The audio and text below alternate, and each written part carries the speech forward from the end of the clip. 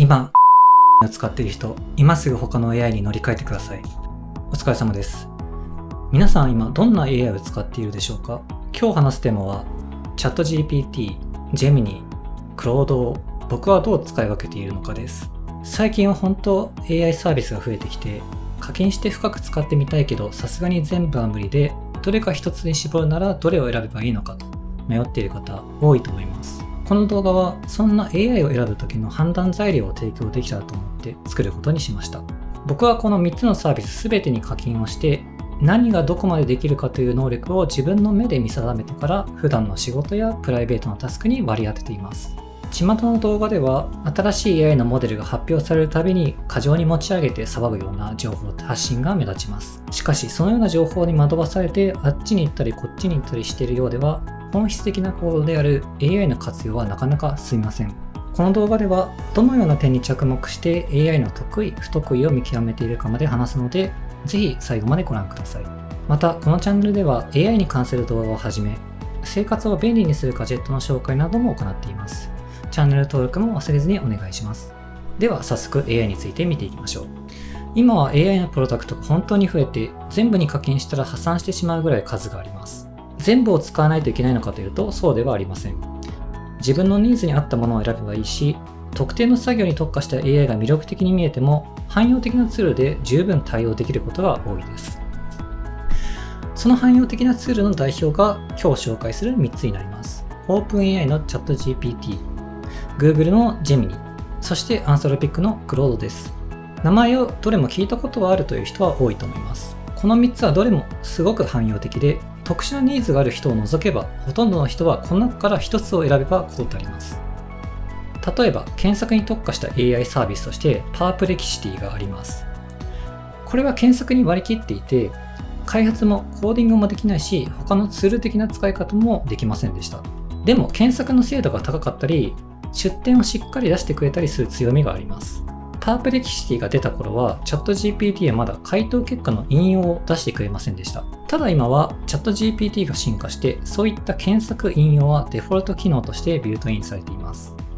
なので話を戻すと、まずは3つのうちどれか1つを選べば AI でやりたいことのほとんどはカバーできるはずです。その上でこれだと足りない、もっとこういうことがしたいという不足を感じたら、そこで初めて特化型の AI サービスを探してみてください。動画冒頭で話したように、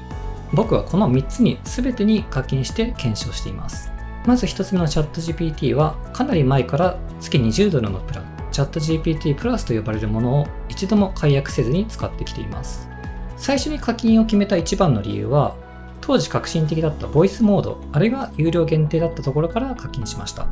次の Google の Gemini は課金方法にまずいろんな種類があります。僕は Google アカウントを複数持っており、Gemini 単体で契約しているアカウントもありますが、メインで使っている Google アカウントでは Google ワークスペースのサブスク契約に付随する Gemini を使っています。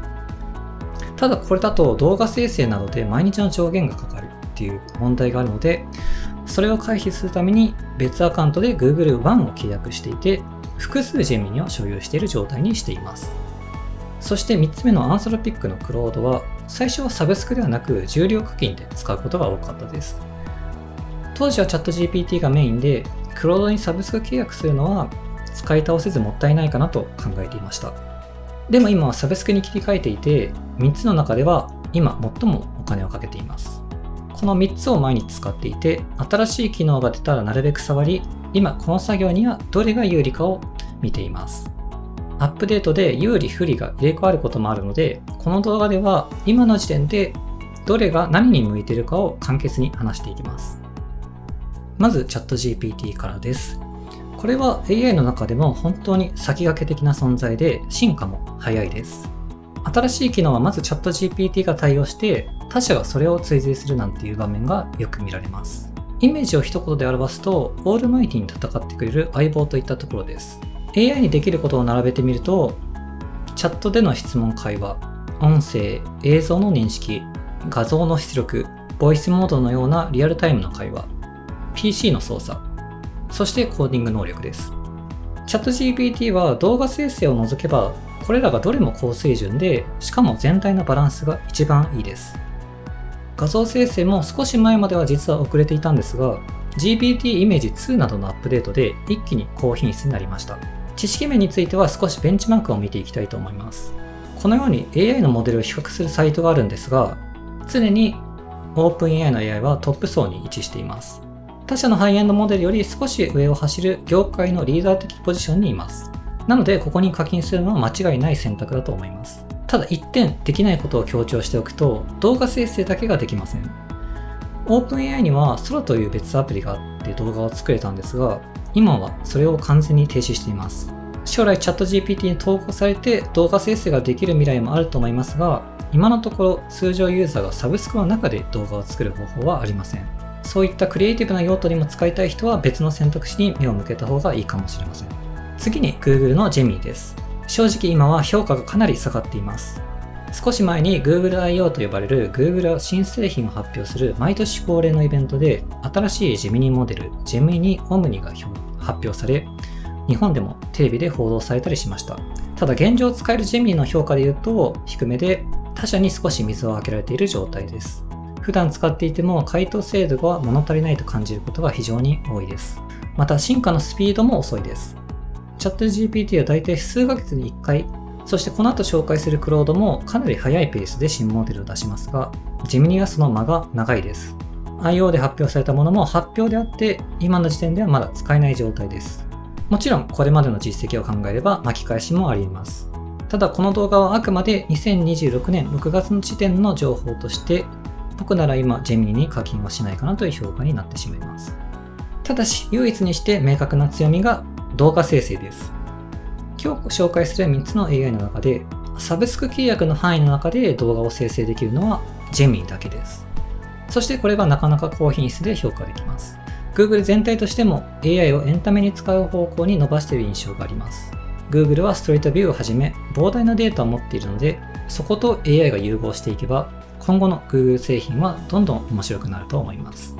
また Google の強みはそこだけじゃなくて製品の多さにもあります。Google ドキュメント、スライド、Gmail など無料で当たり前に使っているサービスがたくさんあるはずです。今そこに Gemini を統合する流れが進んでいます。いずれ Google の基盤上で AI を活用したかなり幅広いことができるようになるはずです。ただ今回は Gemini アプリのサブスクをどうするかという話なので、そこは割愛し、現時点ではここに急いで課金する必要はないと思います。最後にアンソロピックのクロードになります。僕のサブスクの中では一番ここが高額です。なぜここに一番お金をかけているかというと、コーディング能力の高さにつきます。加えてチャットでの知識のやり取りも非常にレベルが高いです。特に調べ物はクロードの方がチャット GPT より早くからネットから情報を取って引用付きで出すという対応をしていたので、僕としてはすごい使いなじみがあって、最近は調べ物やディープリサーチをクロードで走らせることが多いです。ディープリサーチは調べ物をとことん深くやるための機能です。サブスク限定に近く無料だと制限がかかると思います。有料でも一応上限はありますが、僕の使う頻度なら一番安いプランでもほぼ意識せずに使えています。コーディングの話で1点触れておきたいのが、クロードもチャット GPT もコーディング専用のツールが別に用意されていることです。クロードにはクロードコード、チャット GPT にはコーデックス、コーディングに特化した AI インターフェースは分けるというのが今のプロダクト設計の風潮です。そしてアンソロピックのサブスクならチャットのクロードとクロードコードの両方が使えます。またチャット GPT も同様です。ただコーディングの AI はトークンを多く消費するので$20の一番安いプランだと物足りなくなります。なので僕は MAX×5 の$100のプランを契約しています。これでも元は完全に取れていて、同じ量をクレジット制でやったら$100より確実に高くなるのでお得だと思います。この動画を撮る1週間前にアンソロピックから新モデル Fable 5が出ました。そしてその後アメリカの輸出規制によって急に使用停止になってしまったんですが、能力はすこぶる高かったです。4.6、4.7、4.8、そして5とかなり速いペースで来ていますが、ほとんどの人の用途では 4.7 あたりでも十分満足すると思います。高性能な AI は基本的に海外頼りであり、いつ Fable 5のように使えなくなってしまうかもわからないので、少し古いモデルでも上手に使いこなすという人間のスキルを上げる努力もした方が今後時代の変化に適応しやすいと思います。少し脱線すると、最近はモデル単体の性能というより、モデルを動かすコーディングツール側の作り込み、いわゆるハーネスと呼ばれるものの完成度で体感がかなり左右されるという議論が活発です。なので僕はモデルの進化以上にクロードというプロダクト自体の進化に期待していますし、それがエンジニアとしての評価に直結しやすい印象があります。ということで、クロードのサブスクをお勧めできるのは、やっぱりコーディングをやる人であって、コードを一切知らなくてもアプリやツールを作りたい人なら基本的にクロードを選んでおけば安心だと思います。ただ、チャット GPT のコーディング特化ツールであるコーデックスもどんどん進化しています。コーデックスのいいところは、サブスク内で使えるトークンの上限になかなか達しない燃費の良さにあります。また、サードパーティーツールにもコーデックスのサブスク課金内で AI を使うことを OpenAI は現状許可しています。アンソロピックのクロードはここを NG にするというアナウンスがあったため、界隈では大移動が起きていました。ただこの変更はその後保留にされるというニュースも出ました。正直、クロードコードとコーデックスのどちらにするかは僕も絶対こっちとは言い切ってなくて使い分けています。余裕があれば両方使うのもありですし、トークン消費を気にして安く済ませたい人はコーデックスの方が合うかもしれません。3つの評価をおすすめの観点でもう一度まとめます。まずチャット GPT はオールマイティに戦います。動画生成以外をやりたくて安く済ませたいなら基本これを選べば OK です。またコスパが非常にいいです。ジェミニは今のところ動画生成を使いたい人以外にはあまりお勧めできません。ただジェミニはいろんなサブスクに付随していることが多いので、意外と無料で使える状態の人も多いかもしれません。そしてクロードはコーディングをやりたいアプリやツールを作りたい人はこれで間違いないです。ただしコスパが少し悪く、20ドルのプランだとすぐに足りなくなるので、100ドルのプランを最初から考える必要があるかもしれません。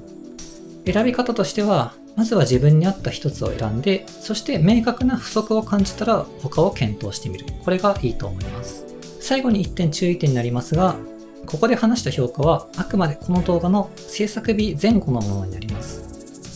数ヶ月もすると評価が逆転して別のものがトップに立っているということも全然あり得ます。ということで今回の動画はいかがだったでしょうか。参考になった方はぜひ高評価とチャンネル登録をよろしくお願いします。ご視聴いただきありがとうございました。